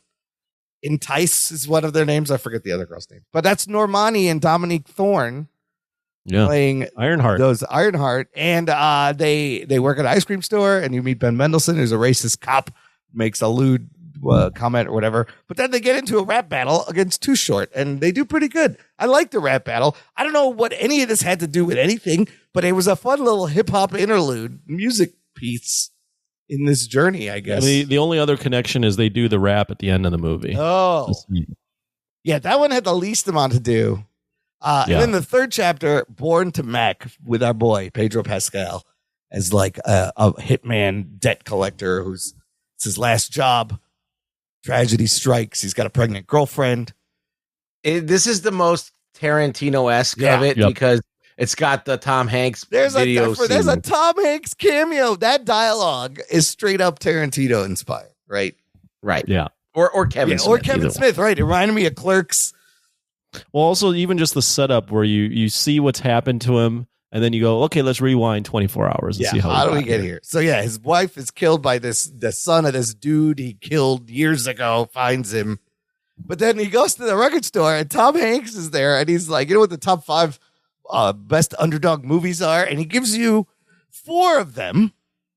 We never get the first one, but I found out what the first one's supposed to be. So he says Rocky. And he's like, that's obvious. That's the obvious one. Number 4, Hoosiers. Number 3, The Dirty Dozen. Number 2, The Verdict. And number 1, apparently, he never gets to number 1. It's a movie called Breaking Away, a 1979 film that Roger Ebert called, quote, a cinematic miracle. So I was like, ooh, what's that movie? But that apparently is the number 1. But that cameo was wild. Wasn't expecting it. That is wild that Tom Hanks is in this fucking thing. Right. It lends a little bit of weight to it. Like, what the fuck is Tom Hanks doing in this movie all of a sudden? And then that leads to the 4th chapter, The Legend of Sleepy Floyd, where the corrupt cop's son is a skinhead, of course. He's one of the skinheads. That's why they survive. And they plan to hit 9 basketball players during the playoffs, right? Yep. And so they tried to tie in the other stories. And in the first chapter, there's a moment where the girl and the guy, Lucid, and the girl are on the phone. And they're like, hey, get off the phone. We got to fight. They overheard him at the diner. They call Sleepy Floyd, lets him know where the robbers are. And he shows up and fucking slices and dices. See, I found that connection to be odd, too, because they hear it, but they didn't know. I don't know. In the 80s, would you have had the number to a celebrity? I don't know how they got in touch with Sleepy Floyd to begin with. Sleepy Floyd also has a cameo in the movie, as does Too Short, and Marshawn Lynch. This is very, like Kill Bill vibes. Yes. I mean, he's wearing the Warriors tracksuit, Bruce Lee. I've actually found this one to be, even though it has the most action, found this one to be my least favorite of the 4. Yeah. Because it ends in such a weird. I mean, him blowing them up. So at the end, since he is the guy who's harnessed this power, his eyes glow green, and then this guy explodes in a practical effect that comes out of like Pee-wee's Big Adventure almost. Like I don't what was that? I was like it looked like a clay double, and I was like, it was what? Like Fist of the North Star. Yeah. Yes, he does drive his hand through him, right?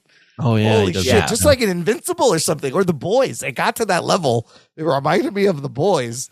I mean, I didn't mind that it being wacky, but I want the whole film to be like that. It was just like this last bit. That's the weirdness in the tone. Is that part gets really violent, but then and he's killing people. But then earlier when they're beating up the people with nails and bats, those people die. They get cut up, but then they all walk away. So it's weird. CGI blood coming out of them instead. Yeah. Also, I don't know if it was this. I think it was the story before, but when they're driving and the car rides off into the sky, Oh, What part? Remember that? Was it either part 2 or 3? Yeah, what why was that? the I didn't the understand green what that was energy about with either. the green energy? It like did it go? But whose car was that? What scene? Which movie was that? It was a bus. I don't remember. Was it 2? It was either 2 or 3. But I when that happened, I went, "What is going on?" There's all this weird shit. There's also the detail Because they do the prologue of it being a freaky evening and freaky shit happening. But what, like Rugg said, what's freaky about it other than just how weird it is? So they don't really explain the green energy, but from what I can deduce, this is like the soul or the vibe of Oakland that's helping these characters or something. I don't know. It was very weird. I mean, I don't need it to be super explained, but I need it to make a little sense. Yes. I mean, the movie was over and I'm just like, what the fuck was that green energy? The fuck was it? It just bugs me because there's a great movie in there it was so somewhere. close to being like really, really good, right? It was so close.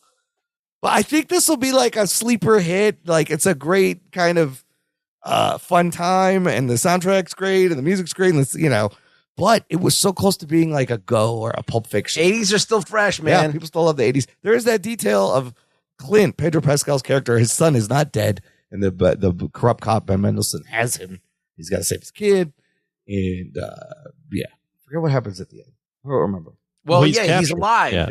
Yeah. Ben Mendelsohn's got him, and then he leaves the house with the kid. He's like, you fuck with the wrong warrior. And that's how the movie ends. He just walks away. Something. Weird. Yeah, I mean, overall, I did enjoy it. Don't get me wrong.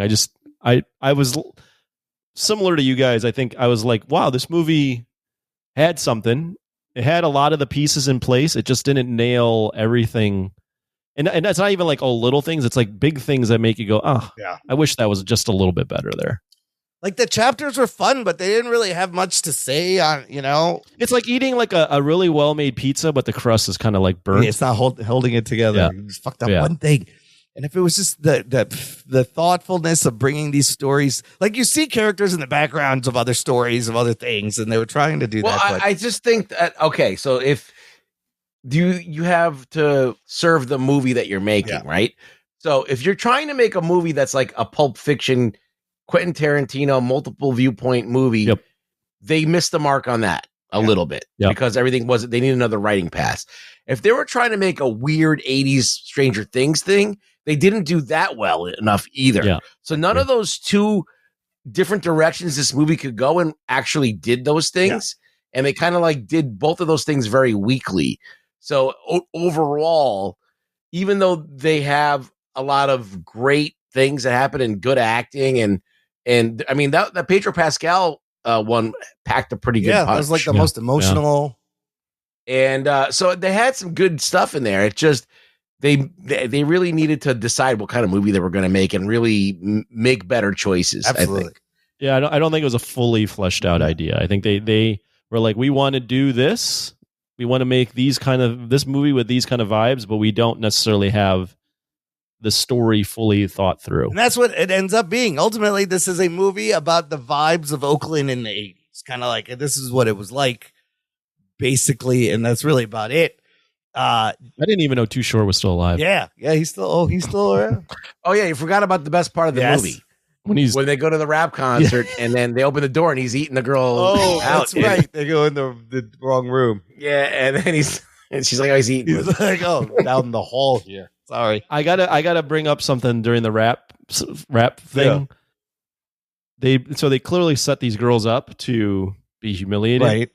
And Too Short, is up there to battle them. In any rap battle, well, I'm not a rap battle aficionado, but I'm assuming any rap battle, usually Too Short's character, the main guy, actually goes second. He doesn't open. He wouldn't start, right? He wouldn't start the rap battle. He would, right? Because you would let him get the last word every time. It's true. Dramatically, though, I see why they did it this way. Because you're like, oh my God, I hope these girls got something. And then they do. And you're like, oh shit, look at this. That's a good point. I watched a lot of 106 in Park back in the day, and the winner always got to go second. Yeah. Yeah, the challenger has got to go first for sure. Yeah. But not in the Oakland in the 80s. They're flipping up. Apparently not in Oakland in the 80s. So we got to rank it. Yeah, rate it. Let's give it a rating. Final thoughts, Anthony. Yeah, I liked it. I mean, I my criticisms come from a place of, hey, this was good, and I think it could have been better. overall, I would go. I'd go probably 6.5 out of 10. All right. Yeah. Rugs? Yeah, I'd go 6. It's good. It's a movie. You can see it. It's not a strong recommend because I don't know if anybody else is going to like it, but I thought it was cool. I mean, despite it being kind of derivative, it's an original thing, right? It's not a remake. It's not IP. I appreciate the indie nature and the inspiration they were pulling from. I'll give it a 7. It's a fun time. And I think we need more movies like this. You got to make little small movies like this. It's not a bad film at all. It's just it's not quite. It doesn't reach its potential. It doesn't, but man, if you're smoking a joint and watching this, it's fun. It'd be fun. It's a good time. Fun time with your bros. It's a good time at the movies. I had a good time. So the violence comes out of nowhere and gets you at the end, and it's just like, what the fuck was that? What was the green energy? All right. It was Monster. It was Monster energy drink. It was Mountain Dew. Electrolytes. Let's do some news from the nation. It makes the plants grow. It's time for news from the nation. It's time for news from the nation.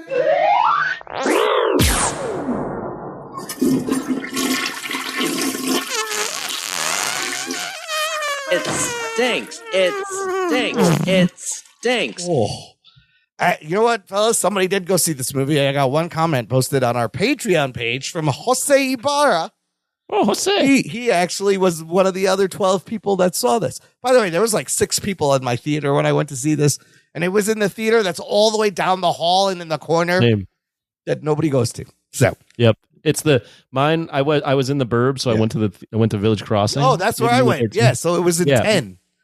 I was in 10, which is all the way at the end. Yeah, and then 11 looked like it was being made. Like 11 looked like a crime scene. Yes, so. when next door to Minecraft, the kids are just fucking rioting while I'm trying to watch this movie. Shut up. Yeah, I was at the theater, and my theater was like maybe like 6 or 7 people, maybe 10 at the most. Yeah, and then mid movie, right when Sleepy Floyd is just about to murder everybody, a family of at least 15 people comes in, all kids, no.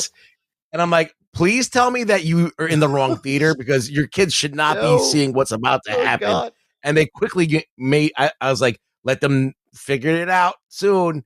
And they ended up leaving. They figured it out because someone said someone dropped the F-bomb. Obviously isn't Minecraft. We should leave. It's not Minecraft. So Jose saw Freaky Tales. He says, although it wasn't a great film, I really enjoyed it. It was right in my wheelhouse. I'm a 90s kid that grew up on gangster rap and West Coast hip hop culture. Too Short, who was also an executive producer on this, was a staple of my childhood. He had a series of songs called Freaky Tales. Probably not the best thing for a child to be listening to. I listened to Too Short back in the day, just a couple of songs. I wasn't really huge into him. I liked some other West Coast hip hop guys more, but he's big. Too Short's a big dude. He's still out there. Okay, the other thing in News from the Nation, we need to talk about this. We lost an acting legend also last week. Pat Downey posting a story about Val Kilmer. Oh, man. Dying at 65 after a battle with throat cancer, right? He had the tracheotomy. 65 is very young. We could talk about his favorite movies, but man, the guy was a fucking legend. David Zika says underrated because he didn't always get the best roles, but he had great range from Jim Morrison to Iceman to Real Genius. Chris Marin says his best movie by far is Kiss Kiss Bang Bang. Absolutely fantastic opposite Robert Downey Jr. Remember watching Top Secret many times when I was a kid. Hilarious. Better than Airplane, Police Squad, Naked Gun, Hot Shots, etc. He's had some great roles in some great movies. He lists a bunch of them. We can talk about these. There's a few more. Kiss Kiss Bang Bang, The Salton Sea, The Ghost in the Darkness, Heat, Tombstone, True Romance, The Doors, Willow, Top Gun, Top Secret. He was a Batman. Yeah, and, right. What do you guys comment on Val Kilmer? There's a great documentary he put out, I think just 2 years ago, about his life and what he was going through called Val. But it's sad. He's a fucking great actor. Yeah, he did a lot of great movies. I remember my first dalliance with Val Kilmer was watching Real Genius in the theater. Real Genius always went up against Weird Science because they came out at the same time. But Real Genius, he's great in that movie. You want to be him. He's like this fucking super smart guy, but he's also handsome. A cool guy, yeah. He's like the cool guy, and he just thinks about getting laid. And he's like where is he? At MIT? He's at somewhere at very highfalutin, maybe Princeton, one of these highfalutin schools in the science department. And it's a great movie. It's a great 80s movie. You should check it out if you haven't seen it. I always loved him in Kiss Kiss Bang Bang. He's great with Robert Downey Jr. He plays a private investigator. Tombstone is fantastic. He steals the movie. Yeah. He steals the movie. Dude, Top Secret was his first role, and he is so funny in that movie, in like the Airplane, Zucker Brothers, Top Secret. And then let's not forget Willow. Matt Monaghan. But fucking The Doors, bro. You ever seen that? He becomes Jim Morrison. He sang the songs. The band at the time would listen to his version and Jim Morrison's version. They could not tell the difference. The band couldn't tell the difference. It's how good he was. Anthony, what you got? Any Val Kilmer? Yeah, I mean, first Val Kilmer experience for me is Batman. Was it Returns? Yeah. No, not Batman. Batman Forever. A lot of kids' Batman. He is a lot of kids' first Batman. Yeah, he was one of my Batmans. When you list out the movies he's done, it is actually really impressive. Yes. You know, Heat and Tombstone and True Romance. You know, all these. Oh my God, he's plays Kiss Kiss Bang Bang. I mean, he's done a lot of great stuff. Yeah, I'm glad he got that role in Top Gun Maverick, even though he barely could speak. Yeah. And he was underrated, almost I think underrated. Very underrated. Yes. A movie that nobody talks about is The Saint. That he did. I heard the movie's bad, but he's very good in it. I don't think it's a terrible movie. It's just not stuff the show. It's like James Bond kind of. He's a thief, yeah. But Allie from Karate Kid's in it. Oh, Elizabeth Shue. So there's a movie called Thunderheart he did after The Doors. I thought also was really good, dealing with Native American land issues. Heat, of course. Did we mention Heat? But then he would pick some weird things, like the Island of Dr. Moreau. He was Moses in Prince of Egypt. Yes, remember that? He was the voice of Moses and God, the Prince of Egypt. Yeah. Hey, man, he got to play fucking God. It was nice to see him one last time in Top Gun Maverick. And have you ever seen The Salton Sea? That's a crazy, gritty movie about crystal meth. That's a crazy movie as well. He was in the MacGruber movie. I wanted to go back and watch Tombstone, watch a couple of these. Because you ever see Spartan? No. That's a good movie. That's written by what's his name? Is that Mamet? David Mamet. Oh, I think that's what it was. Yeah, so it's I'm not sure, but I'm pretty sure that it is. Yeah, David Mamet directed it, and I think he wrote it too. That's a good movie. So he's got tons of movies that people don't even mention because he's got too many to talk about. But yeah, it's a big loss. Yeah. But we saw it coming. The documentary about him is great. The documentary is great. Everyone should watch that. All right, let's finish with what are we watching? Okay, I need to talk about Daredevil episode 7. You guys caught up? Yeah. Okay. I'm very confused about this show. I think I'm starting to turn on this show. I feel like I was fooled into thinking it's a good show. There's good elements there, but these episodes are kind of all... Marvel is not bad. They're all over the place, and the structure of this one and the whole Muse thing confused me. In fact, there is a fight scene that has some of the worst editing I've seen yet. It's terrible. In this episode, when he actually takes down Muse, what the fuck is going on? Anthony, response. Yeah, I think I agree with you. I think there are some good elements. I still enjoy Daredevil and Fisk. I enjoy the edge that it has. Muse, they show him beating her up. Cutting her. Yeah, all that stuff. I think Muse is a character that I wish would have been mined a little bit more. But yeah, I mean, I think it is missing some things. Yeah. It's not as good as the Netflix stuff. You can tell it was repurposed.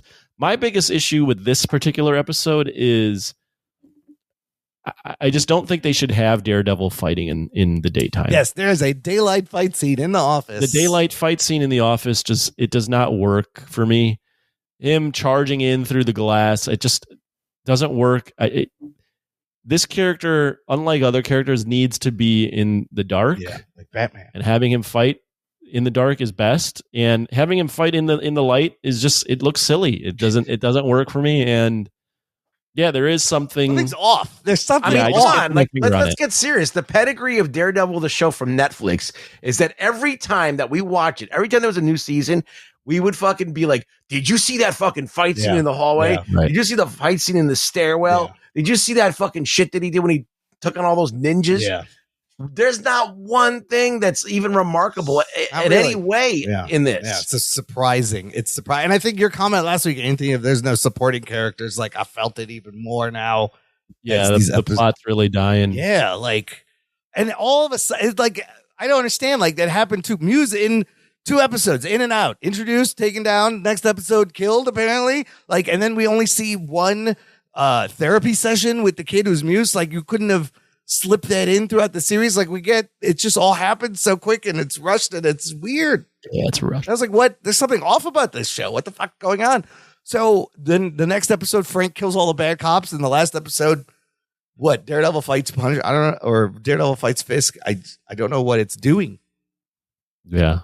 I thought. Yeah, I mean, I think the Fisk taking credit for that stuff, I think works on paper. I think it even works on the show. Yeah. But yeah, you're right. I mean, there's things missing. There's something that's just off after. I was like, oh no, what is going on? It's all, you start to see it's chopped kind of sad. Yeah.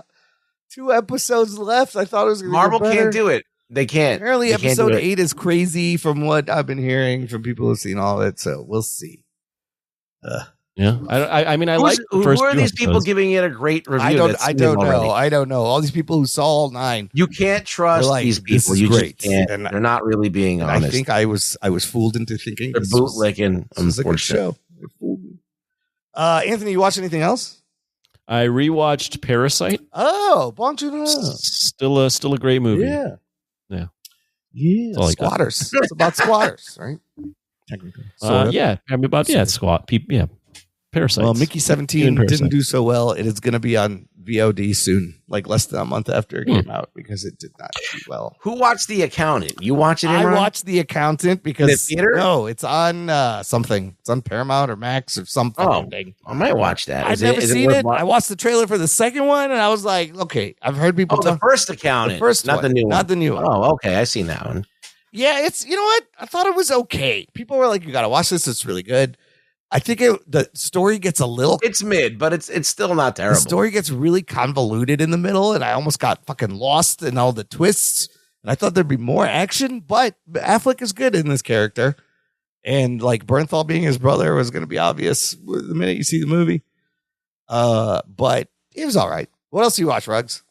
You watched The Complete Unknown? I watched The Complete Unknown. What'd you think? You know what? It was fine. It was good. Tim Chalamet did a good job. It wasn't. It didn't bowl me over. No, it was didn't blow me It was over. good. But he's clearly He was he's confident. playing the guitar. The singing is there. The story of him, going electric and writing like a Rolling Stone, that was fun. But you're right. You really don't learn anything about him. And It was missing a little something. it is a lot like Johnny Cash's Walk the Line. But it was.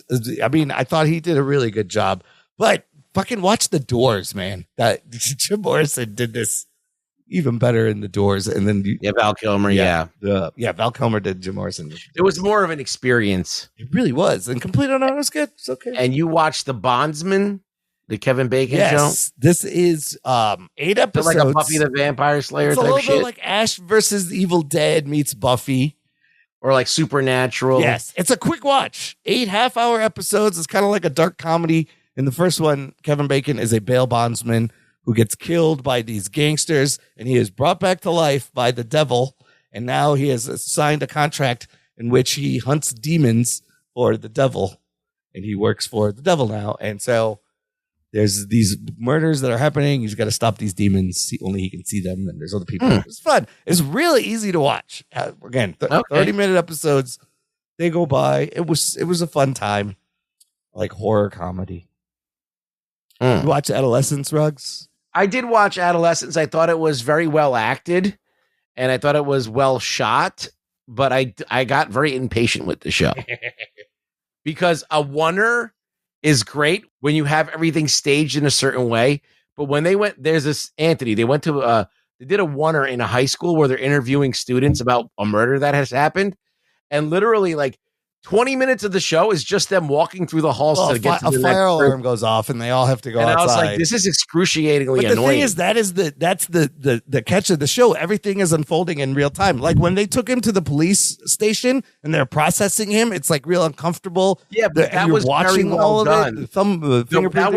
That first episode was well staged. Yeah, it was really good. Like everything was going on and there was something happening, and you felt like, okay, I'm on the next episodes, the other episodes kind of like lose the plot. And then they kind of, in that second to last episode when he's getting interviewed by the shrink, that was great. So that third episode is the thing they filmed first. And the kid had never had an acting job. That was his first thing he ever did, was shooting that third episode. And they did, 10 to 14 takes on a lot of this. But that one's easy. It's just two characters in a room. But the acting and the tension is there.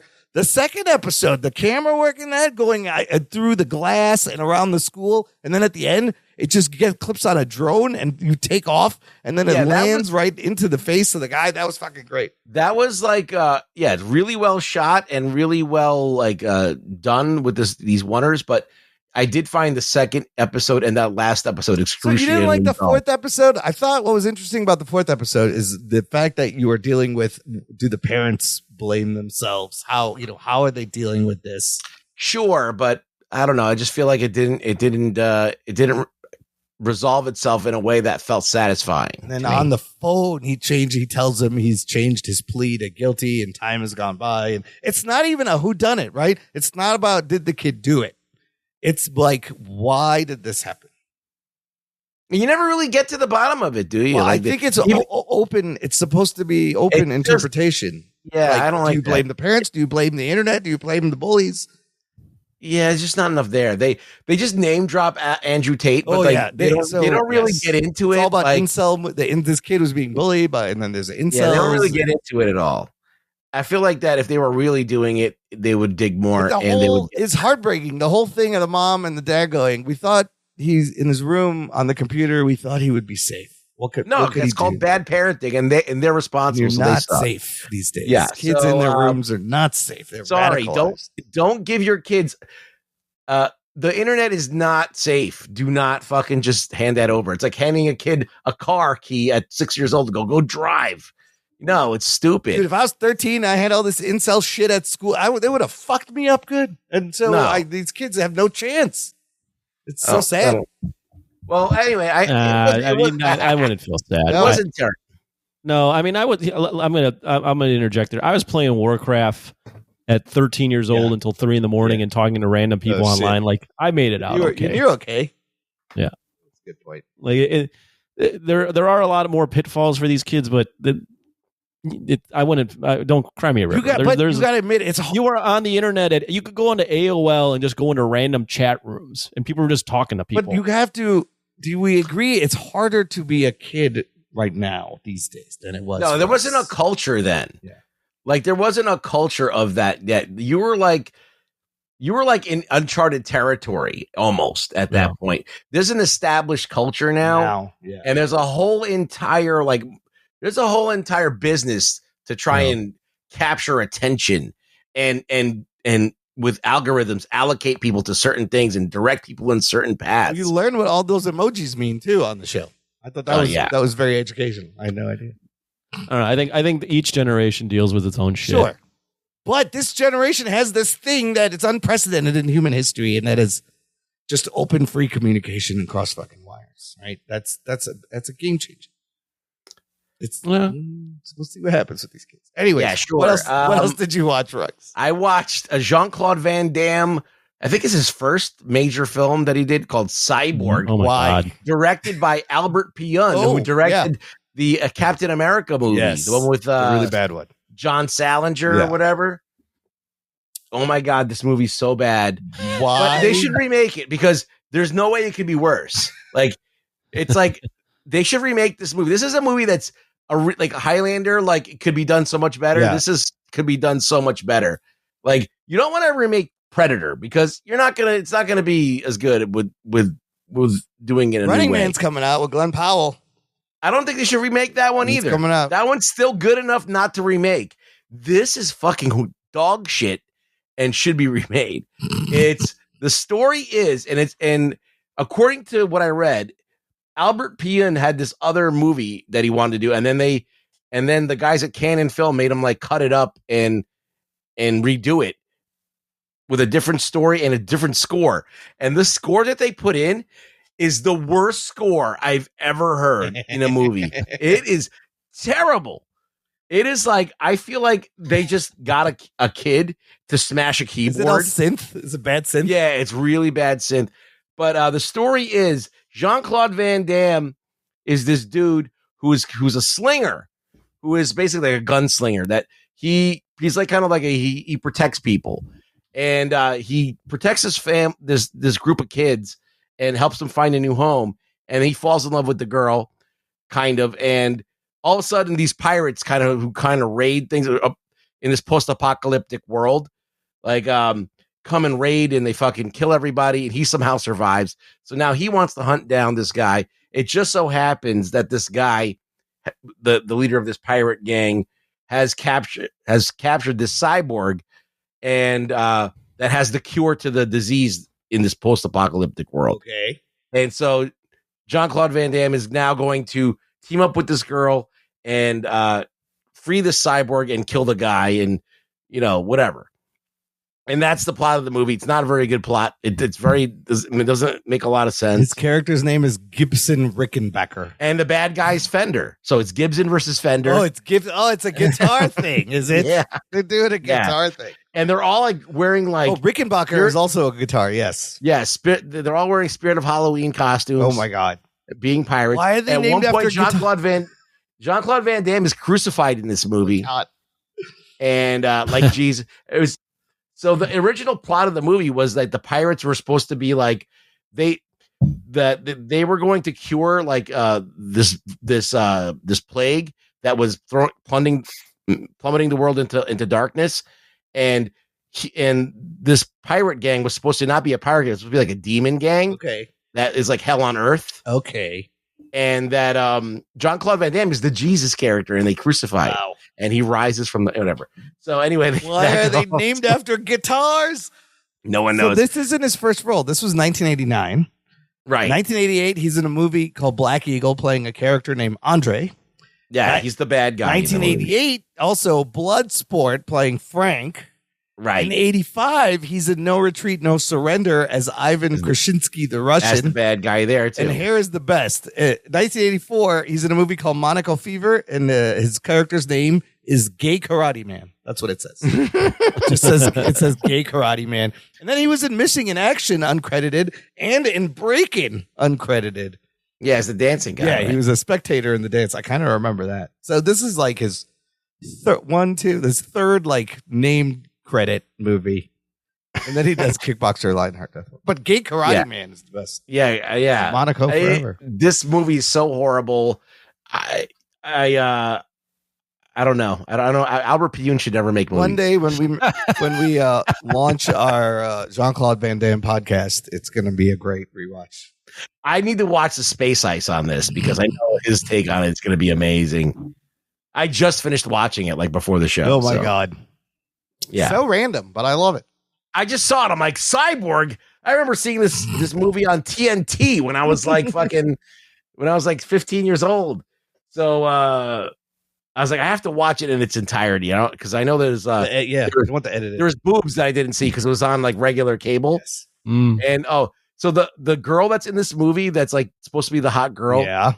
She's got terrible fake boobs, and her face is pretty, but she looks like she had a stroke. Oh my God. Because her face doesn't move properly. Deborah Richter? Is it Deborah? Cyborg? Yeah, Cyborg. Yeah. It's Deborah Richter.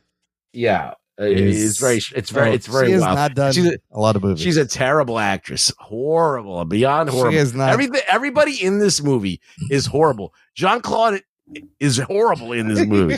His lines, he sounds like he's just talking. He's like, "You stay behind me." It's like he just learned English. He's like, "It's what I do." He doesn't even say anything. It doesn't have any flow to it. It's a canon film, right? Is it canon? Yeah, it is. Yeah. Oh, is it? Oh, it is. Yeah. It's a canon film in every way. Yeah. But if anybody's seen this, I want to hear comments. Go comment on Fucking this. Cyborg. All right, it's a good throwback. All right, well, that's it for What Are We Watching? You guys, out this week, Last of Us Season 2 premiere Sunday, April 13th. Well, that's what we're doing then for next week. Okay. There you go. The show's starting back up, and then Daredevil will end soon, and we'll have that the following week. In the meantime, check out our website, jockandnerd.com. Hey, Ruggs, where can the listener find you? Rug Boy Show on X. Anthony, where can the listener find you this week? At a hot pot. You doing hot pot? No hot pot. I love the hot week. pot. Hot pot. Yeah. Apparently, you've been converted into a big hot pot guy. Hey, they give you a free meal on your birthday. They already like pot, so now it's just That's flagrant false advertising, man. I was expecting a lot more cannabis, but there was none. I thought hot pot, you go in there, you could just smoke joints and hot box the place. That's not what happens. No, it's not. They make soup with weed in it. Yes, that's what I thought hot pot would be. It is not that, but it is delicious, listener. You should do it. And you should also share the show. Tell your friends about Jock and Nerd Podcast and Hot Pot. Thanks for listening to the Jock and Nerd Podcast. My name is Imran. My name's Anthony. He's the Jock. He's Nerd. Peep you next time. Happy belated, Imran. Thanks. I want your head up when I throw my fist in the air. Oh, you got it. Yes. I see that you know your judo well. Thing I offered you a chance to be a cop, and you blew it. Jock and Nerd.